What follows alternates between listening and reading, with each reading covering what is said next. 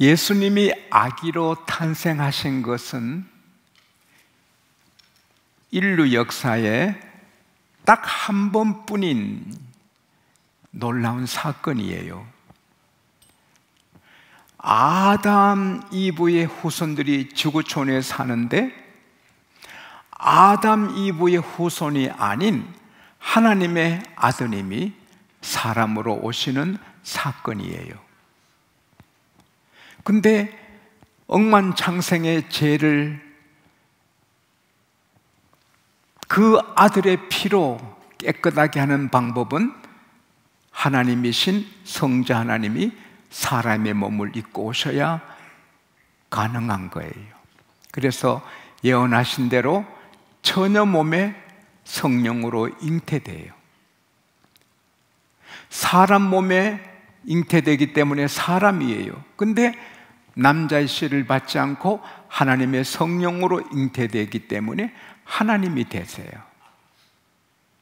그래서 한 아기가 우리에게 낳고 한 아들을 우리에게 주신 바 되었는데 그는 전능하신 하나님이라. 할렐루야. 이런 사건은 우주의 역사에 딱 한 번뿐인 사건이에요. 근데 예수님께서는 사람의 몸을 입으시고 나사렛에서 자라시는데 육신의 아버지 요셉이 목수예요. 그러니까 목수 일을 배우면서 목수로 마을에 집도 지어주고 책걸상도 만들어주고 뭐 이런 일을 하셨을 거예요. 우리가 시간이 되니 이렇게 3일 예배를 드리듯이 예수님은 하나님의 시간표대로 사세요. 그래서 30세까지는 예수님이 침묵하고 계시는 거예요. 묵묵히 목수 일을 하시면서 하나님의 아들의 표를 내지 않는 거예요.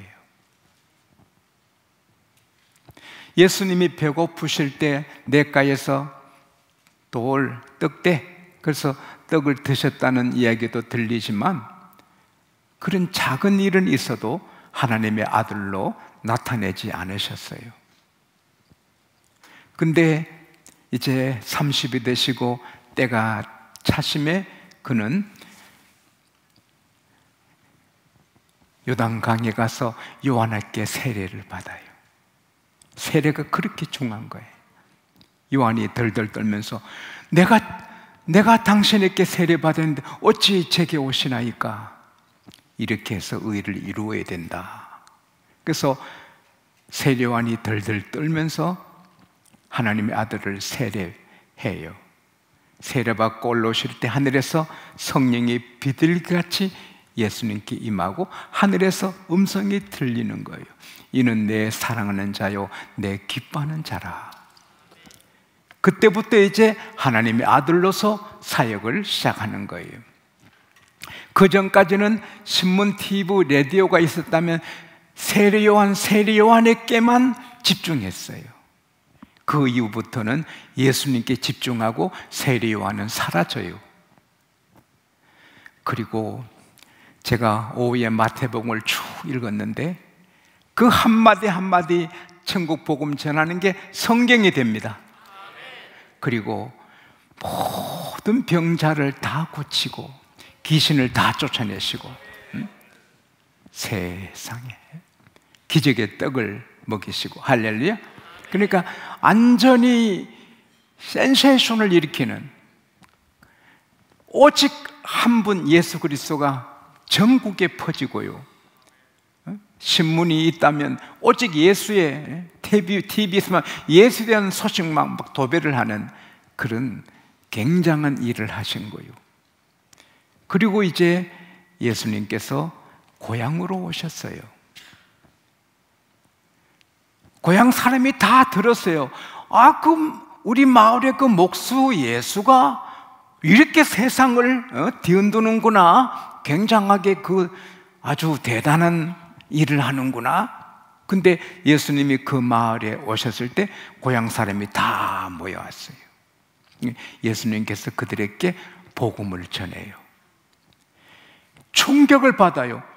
저 목수 아들이, 저 목수가 어디서 저런 지혜가, 어디서 저렇게 능력이 있지? 놀라요. 놀라면서도 은혜 받고 구원받지 않아요. 아니 어제까지, 얼마 전까지 우리가 같이 지낸 목수 주제에 자기가 무슨 특별한 존재같이 저렇게 하지? 아니 자기 어머니 마리아도 같이 여기 있고, 자기 동생 야고보, 요새, 시몬, 유다도 같이 있고, 여동생들도 우리가 같이 사는데 자기가 잠시 사라지더니 나타나서 딴 사람처럼 이렇게 하네? 그래서 사람들이 배척했어요. 배척한단 말은 침 뱉는 거예요. 페이, 잘난 체하네, 페이, 배척하는 거예요.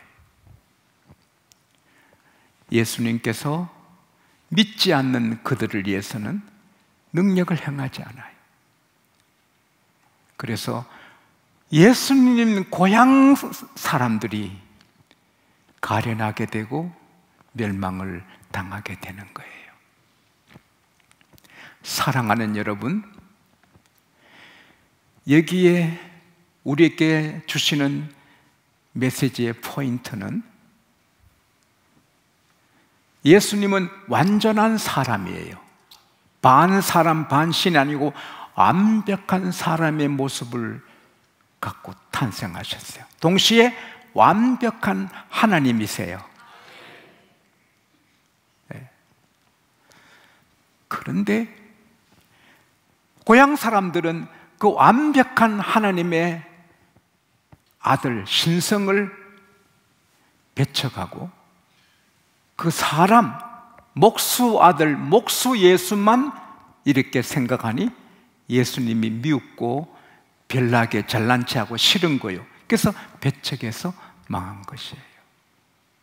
그들이 만일에 영안이 열려서 우리와 같이 있었던 저분이, 이제분이 오실 메시아 하나님의 아들이시구나, 그래서 저런 능력을 행하시고 저런 말씀을 전하고 저런 지혜가 있구나, 고향 사람도 다 들었잖아요. 그 기적을 행하는 거 다 들었잖아요. 그 신성을 보지 않고 인성을 보다가 망한 거예요. 사랑하는 여러분, 예수님은 불가피하게 여러분과 저를 죄에서 구원하시게 하여 인간의 몸을 입고 오셨지만, 우리는 인간 예수님에게 집중하면 안 돼요.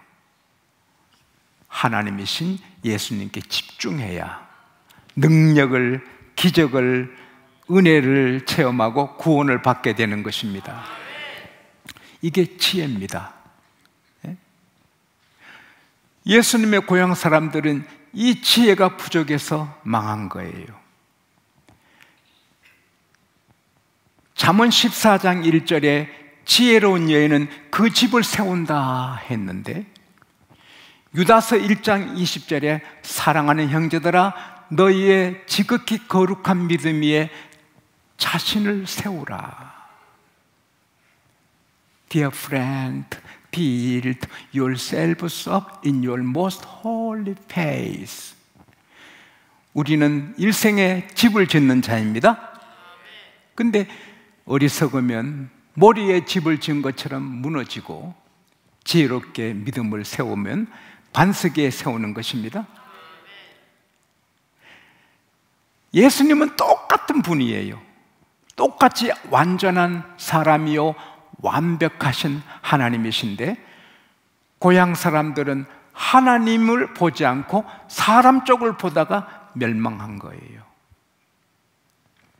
오늘 또 교회 다니시면서 하나님의 전능하신 하나님께 집중하면 기적을 체험하고 은혜를 받고 늘 설레이는 믿음 생활하지만, 그저 선한 일하고 좋은 교훈 알려주는 선생으로 믿는 사람은 구원이 없고 사회운동하고 데모나하고 그러는 거예요.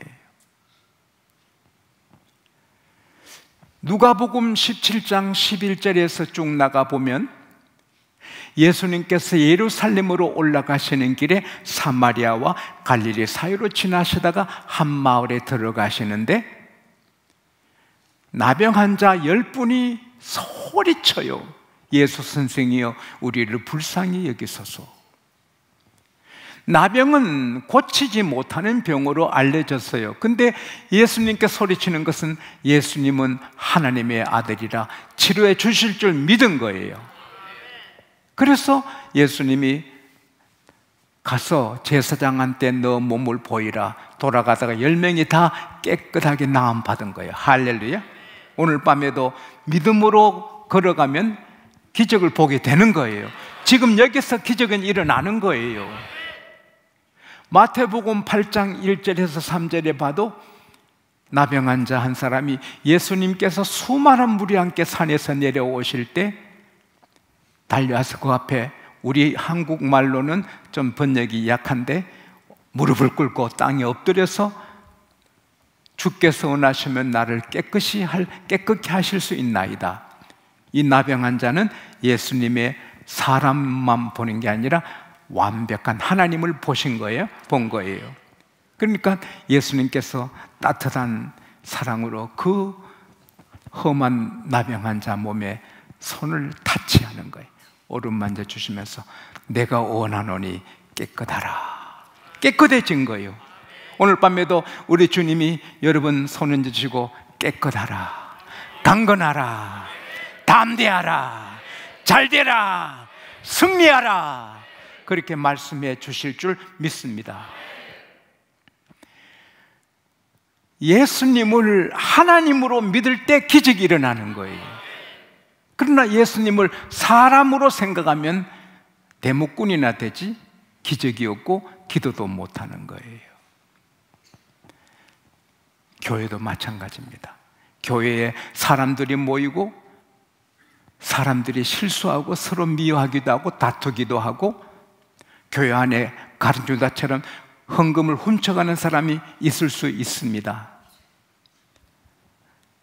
여기는 양면성이 있습니다.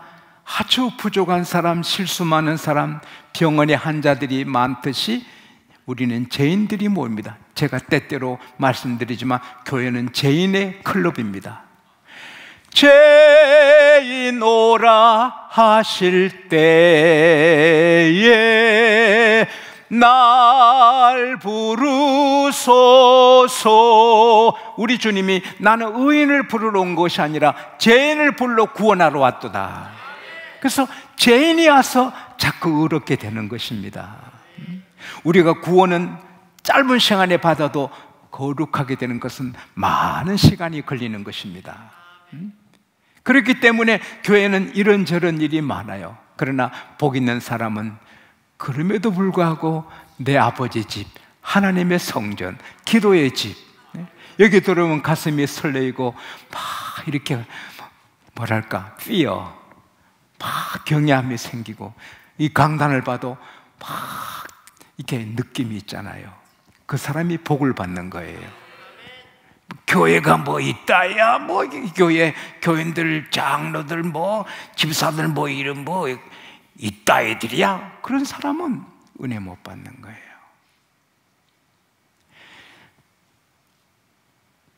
나만 장군이 엘리사 목사님 앞에 왔을 때 엘리사 목사님이 심부름하는 사람 보내서 요단강에 7번 목욕하면 낫는다 그럴 때, 아니 시골 목사 주제에 한나라 장관이 이국만리 왔는데 코빼기도 안 보이고, 그거는 엘리사의 인성을 본 거예요.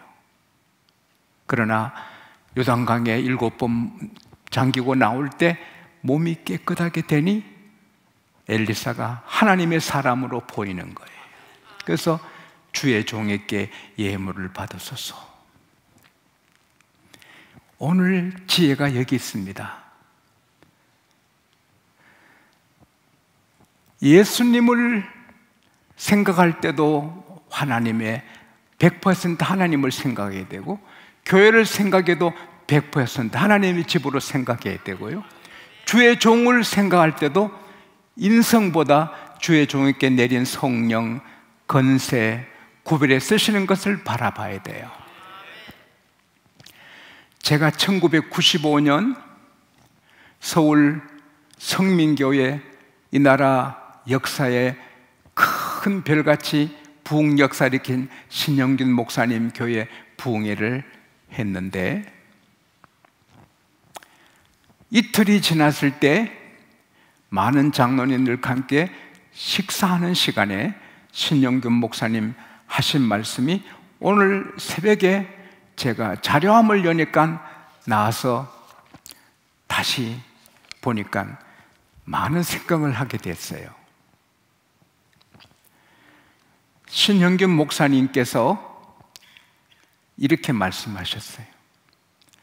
나는 보화를 만난 기분입니다. 한국교회 부흥의 불길을 일으키며 나아갈 영적 새 지도자를 찾지 못해 늘 마음이 무겁게 지냈습니다. 이제야 새 시대의 영적 지도를 만나서 한없이 기쁩니다. 나는 이성봉 목사님의 반지를 이어받아 오늘까지 일해 왔습니다. 그동안 이 반지를 넘겨줄 주의 종을 만나지 못했는데 이 반지를 지 목사님께 넘겨줄 생각입니다. 지 목사님의 설교를 들을 때 성도들은 모두 다 함께 단비처럼 조용히 가슴에 은혜가 스며듭니다. 하나님께서 모든 것을 갖춘 영적 새 지도자로 한국교회를 위해 지 목사님을 준비한 줄 믿습니다. 박수는 안 쳐주고 그렇게 하는가? 여기 또 많은 사람이 아이고 참 낯두껍다 저런 걸 어떻게 일로 이러는 사람이 있지만, 내가 그게 내 주특기라나 군에가면 내 전공이에요. 이거 잘하잖아. 뭐 알면서 뭐 그래요. 아니 이제 이것도 우리 식구끼리 좀 아는 게 좋아. 할렐루야. 그때 내가 잊어먹을까 봐 쓴 거예요. 부족하기 짝이 없는 종을 귀하게 보아주시고 격려해 주시니 감사드립니다. 정말로 하면 써놓은 게 나도 잘 못 읽겠어요. 그래서 새로 만든 거예요. 그때 쓴 글을 보니 나도 잘 방언 써놓은 것 같아. 하지만 저는 조용히 목회를 하는 목회자이지 목사님처럼 전국교회와 세계교회를 동분서주하시면서 섬길 그릇이 못 됩니다. 죄송합니다. 몇 차례 사양하니까 목사님 매우 섭섭해 하셨어요. 근데 지금 생각해도 그때 제가 느낀 건, 나는 목회자지, 조용히 목회하는 한교회 목회자지 막 세계를 다니면서 부흥회하는 그런 목회자는 아니라고 생각해요. 지금도 때때로 집회는 나가지만 저의 메인은, 저의 가장 중요한 것은 목회인 것입니다. 그래서 그 반절을 내가 거절해서 죄송하긴 했어요. 아무튼 이 지용수 조그만 사람이 서울에서 몰랐어요. 근데 한 큰 교회 가서 집회를 하고 나니 한국에 이런 목사님이 있었냐 서울에 알려주고, 그 다음에 신영균 목사님 저를 불렀는데 저를 그렇게 기억해 주셨어요. 제가 설교할 때 은혜돼도 사람이 놀라고 그렇게 기뻐하는데, 예수님이 설교하시고 저는 병자를 위해 기도해도 어떤 사람 낫고 어떤 사람 안 낫는데 예수님은 다 치료하세요. 할렐루야. 그런데 저같이 못난 목사가 서서 설교해도 복 있는 사람은 은혜를 받습니다. 그러나 복이 없는 사람은 예수님이 말씀해도 예수님을 배척하고 침을 뱉습니다. 꿈에도 어리석은 생각으로 손해보는 일이 없기를 바랍니다. 예수님도 100% 하나님으로 보고, 교회도 100% 하나님의 성전으로 보고, 주의 종도 주의 종의 부족함이 얼마나 많이 있습니까? 예수님은 하나님이시라 흠도 회전하는 그림자도 없지만 목사는 사람입니다. 다만 성령님 모시고 하나님의 부르심을 받아 섬기는 것뿐이죠. 제가 살 얼음판을 걷듯이 오늘까지 목회해 왔습니다. 왜냐하면 설교로 은혜를 끼치는 것도 저의 일이지만 제 라이프 스타일, 제 삶의 모든 것을 성도들이 볼 때 은혜를 받아야 하는 것입니다. 그래서 늘 조심해 살았습니다. 그러나 허물이 얼마나 많습니까? 실수가 자꾸 쌓여가잖아요.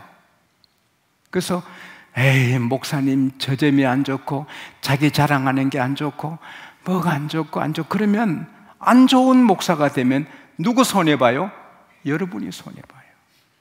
목사님이 존경스럽고 흠모할 대상이 아니면 은혜 받지 못해요. 그러려면 어떻게 해요? 이 세상에 다른 사람이 없잖아요. 사람은 다 부족하잖아요. 그래서 목사에게 장점, 단점이 많지만 그럼에도 불구하고 하나님이 택하여 이렇게 사역자로 삼으시고 우리 교회 목사님을 세워주셨다. 할렐루야. 그쪽에 집중할 때 은혜를 받게 되는 것입니다. 한 8만 명 모이는 교회 강의를 하는데 한 법조인 장로님이 두꺼운 책을, 이보다는 좀 적고 찬송만한 책을, 찬송이 어디 있냐,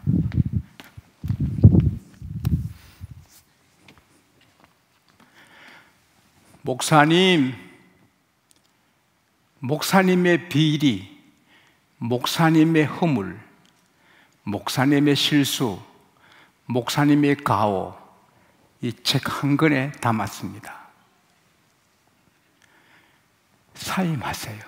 사임하시면 이 책을 출간하지 않겠습니다. 그러나 사임하지 않으시면 이 책을 출판하겠습니다. 얼마나 어려워요. 30년 그 교회를 개척해서 이루신 목사님이신데, 한국교회가 존경하는 분인데 그 법조인 장로님 눈에는 다 허물로만 보인 거예요. 찬물을 끼얹 듯 하는데 해병대 사령관 장로님이, 장로님 그 책 한번 봅시다. 주니까 30년간 목사님 흠집 이렇게 모집한다고 수고하셨군요. 내가 이 책을 읽어보고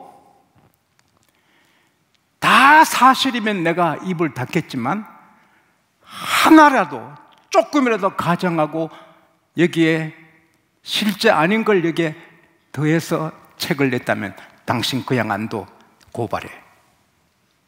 그러니까 모든 장로님들이 맞다고, 이게 무슨 이런 일이 있나 우리 교회에. 그러니까 그 법조인 장로님이 겁이 나는 거예요. 예, 거짓이 많거든. 그래서는 도망갔어요. 그 교회를 떠났어요. 초라한 사람이 됐어요. 그리고 그 교회는 부흥하고 목사님 은퇴하시고 지금 90이 넘으셔도 큰 교회를 목회하고 계십니다. 우리 교회는 누가 책을 만들어 당했대? 글쎄 아직은 안 보이는데 그런 사람이 나오면 아프지요. 왜냐하면 주의종이 부족해도 주의종을 어게인스트 하면 주의종도 불행하지만 자기도 불행하잖아요. 아합이 주의종들을 죽이고 맞서다가 개한테 피가 핥히고 또 그 부인은 개가 먹어버리잖아요. 그 아들 70명이 한날 목이 베입니다. 사울왕이 85명 제사장을 죽입니다. 그러다가 그는 저주받고 아들들과 함께 한 전장에서 비참하게 죽고 가문이 망하잖아요. 사랑하는 여러분, 저는 오늘 새벽에도 우리 홍 목사님 설교를 들으면서 아멘, 아멘 하고 은혜 많이 받았거든요. 지금 오늘 새벽 시간에는 하나님이 홍 목사님을 통하여 말씀하시니 그 말씀 하나님의 말씀이니 아멘, 아멘, 할렐루야. 제가 담임 담임 목사잖아요. 그래도 제가 제 아내하고 이야기하면서 한 번도 반 목사, 배 목사 말이 한 적은 제 기억에 한 번도 없어요.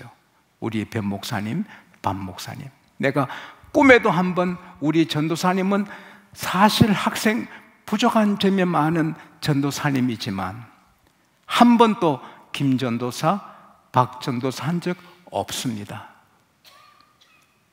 왜? 주의 종의 길을 걷기 때문에 제가 구별해서 전도사님 그러는 것입니다. 여러분, 목사님 세 번 시작. 전도사님 세 번 시작. 장로님 시작. 참 머리 좋다. 세 번 안 해도 딱 세 번 하시네요. 어디서나 식사할 때나 친구 모임에서나 우리 목사님, 우리 장로님, 우리 전도사님, 그 사람은 지혜가 있는 사람입니다. 무슨 연합회 모였을 때 연합회 모인 사람들이 아무개 목사 말이야, 그 아무개 장로 말이야, 이게 편한 이야기인데 집에 은혜가 다 떠나가는 겁니다. 다른 사람 어찌하든 우리는 하나님 앞에 있습니다. 할렐루야. 네. 로마 황제 중에 가장 하나님의 사랑받고 승리하고 하나님의 축복을 받은 왕이 콘스탄틴 대제입니다. 그는 십자가 깃발을 들고 나가 전쟁 이겼기 때문에 그 은혜를 잊지 못해 교회를 많이 짓고 사랑하고 성직자를 지켜줬습니다. 왕이 신앙에 좋으니까, 황제가 신앙에 좋으니까 많은 공무원들이 다 예수 믿고 나라의 모든 사람이 예수 믿어 마침내 국교가 됩니다. 예수님이 12제자 중에 한 제자가 사고 치듯이 목사님도 12 중에 하나가, 장로님도 12 중에 하나가 사고 칠 수 있습니다. 근데 신하들이 때때로 성직자의 비리, 성직자의 실수, 범죄한 걸 고발합니다. 이렇게 써서 폐와, 황제 폐와, 성직자가 글쎄 이런 일을 했습니다. 보고드립니다. 유명한 이야기입니다. 콘스탄틴은 그분들의 장점은 없습니까? 좀 그분들의 장점을 좀 써오지 이렇게 실수한 걸 써오세요? 그분들이 우리를 위해 기도해 주시는데 어찌 그분들의 장점을 좀 안 써오고 이렇게 나쁜 점만 써오세요? 그리고는 보는 앞에서 안 열고 바로 난로불에 넣는 것입니다. 성직자들이 많으니까 이런저런 일이 많잖아요. 올 때마다 바로 난로에 넣고 우리를 위해 기도해 주는 분들인데 그럴 수 없다고. 그건 하나님을 존중한 것입니다. 그래서 하나님이 복을 내려주신 것입니다. 나는 지금 굉장한 사모님을 만났습니다. 큰 교회 사모님인데 그 교회는 사회를 사모님이 합니다. 부목사님 안 하고 사모님이 찬송 부르고 성경 본문까지 사모님이 읽은 다음에 목사님을 강단에 모실 때 그 양안 모시고 제가 가장 좋아하고 제가 가장 은혜 받는 멋진 원더풀 목사님을 소개합니다. 그 남편이 나와가지고 할렐루야 시작하는 거예요.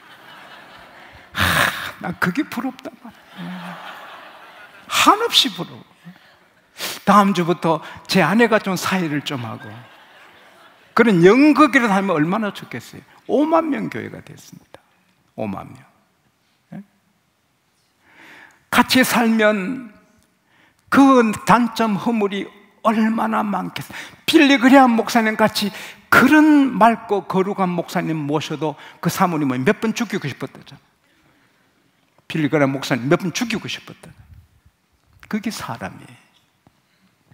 그래도 내 남편이 최고 목사님.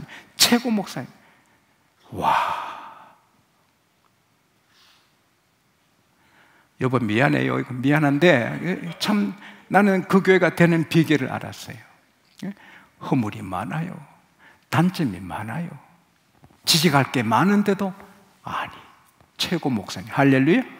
그 교회는 되는 겁니다. 갈라디아서 4장 13절에서 14절에 보면 15절까지 바울이 말합니다. 너희를 시험하는 것이 내게 있는데, 내 weak point, 약점이 있는데, 그 약점은 안질, 눈이 너무 나쁘다는 것, 그 다음에 두통, 머리 아파서 고생했다는 것, 제일 많이 학자들이 말한 건 간질입니다. 간질, 설교하다가 발작하는 거예요. 거품 물고. 그건 업신여김 받는, 당시에 업신여김 받는 병이었습니다. 그런데 거의 많은 학자들이 바울의 약점은 간질이라 보는 것입니다.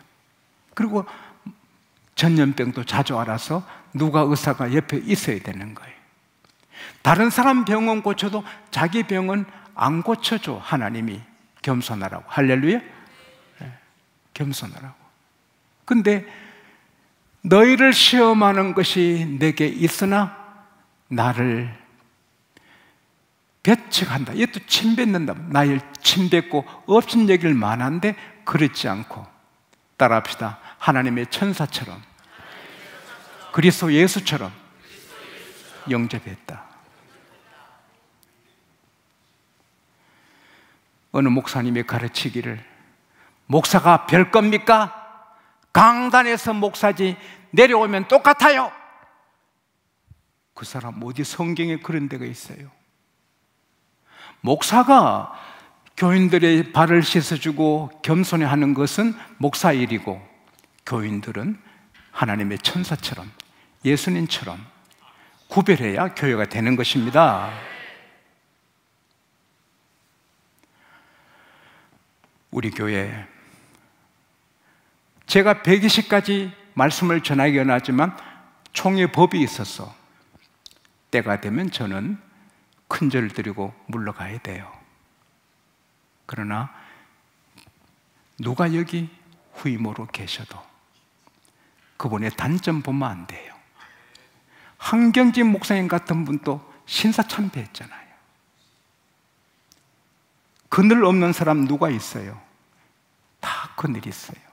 아무리 훌륭한 분을 모셔도 약점이 있고 허물이 있어요. 그거 보면 교회가 손해봐. 장점을 보고, 장점을 보고. 그래도 하나님이 구별해 쓰신다. 그럴 때 개인이 은혜 받고 교회가 되고 가정이 되고 나라가 되는 것입니다. 하나 팁을 더 드리면, 우리 자신에게도 장점을 봐야 돼요. 아이고, 내가 왜 이렇게 이게 뭘까? 왜 이렇게 부족할까? 하나님 나에게 참 왜 이랬지? 그러면 안 되는 거예요. 따라합시다. 나는 새 피조물이다. 나는 성령님을 모신 성전이다. 나는 용서받은 의인이다. 나는 지금 죽어도 천국이다. 나는 하나님의 사랑받는 아들이다. 딸이다. 내게는 기도의 건서가 있다.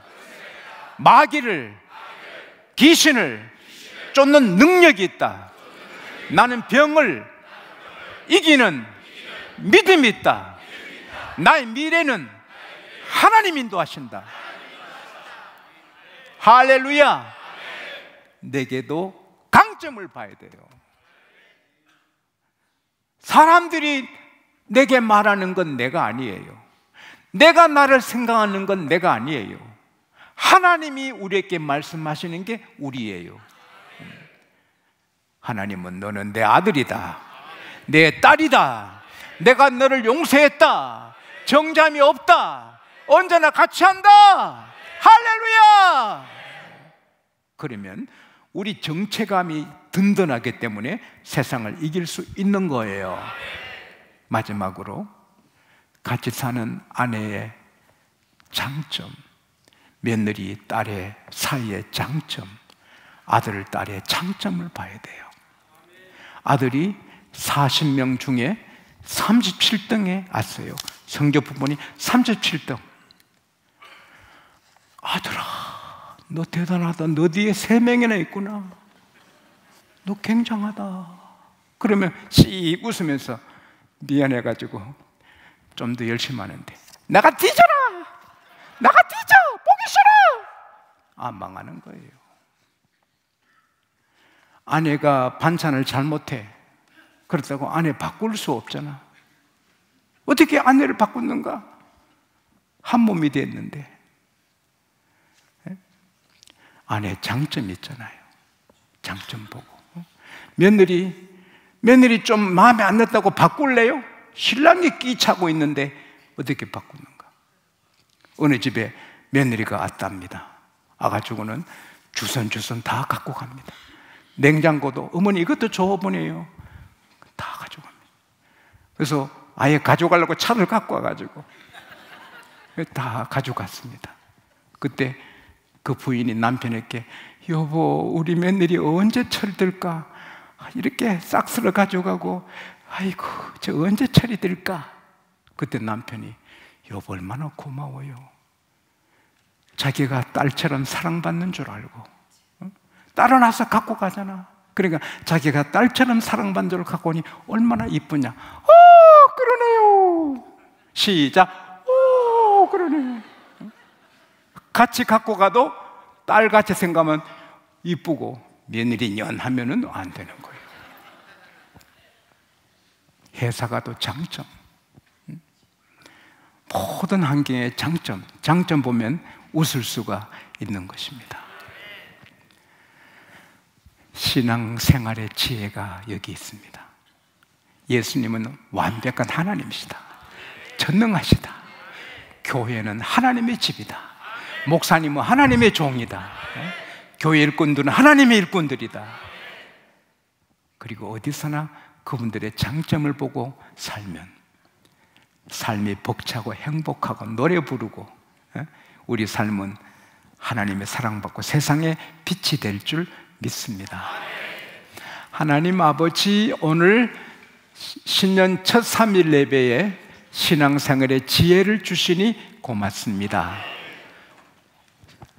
전능하신 하나님이신 예수님이 여기 계신데 걱정할 거 하나도 없고, 하나님의 집이 여기 있으신데 우리는 여기서 은혜 받고, 하나님이 세운 종이 있는데 그 통하여 말씀과 축복을 받고, 하나님이 세운 일꾼들이 가득한데 여기서 우리는 역사를 이루실 줄 믿습니다. 그리고 언제 어디서나 장점을 보고 남편, 아내, 자녀, 온 만나는 사람의 장점을 보고 기뻐하는 삶의 지혜를 주십시오. 하루, 한 달, 해가 바뀔수록 믿음의 집이 견고하게 세워지고 축복이 넘치고, 하나님이 이렇게 쌓아주시는구나, 이 은혜를 어떻게 보답할꼬, 이런 믿음으로 살게 하여 주십시오. 예수님 이름으로 기도합니다. 아멘.